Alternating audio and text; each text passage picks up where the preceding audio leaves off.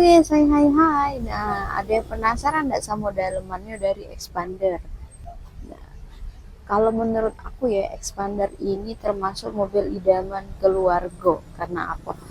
Karena dia ini cocok untuk kita bawa anak-anak gitu. Nah, kalau keluar kota, kalau mudik-mudik, untuk keseharian pun dia juga bagus. Nah, tuh lihat ya, bagian dalamnya itu super nyaman nih Kak, dengan budget yang terjangkau ya.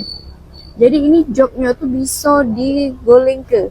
Jadi kalau kita punya anak kecil itu lemaknya yang nyaman yang bawanya. Apalagi yang hobi holiday, hobi-hobi keluar kota itu.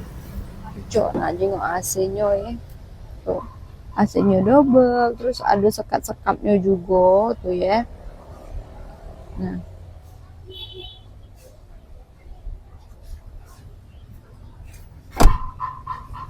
tuh. Expander. Nah, tuh. Terus bagasinya juga luas. Bisa dijadikan 2 baris ya. Tuh.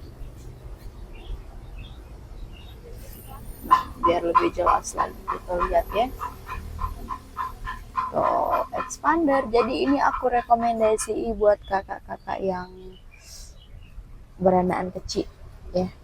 Nyaman nih untuk keluarga mobil ini. Oke. Harganya juga terjangkau, 300-an masih nyosok, guys. Nah,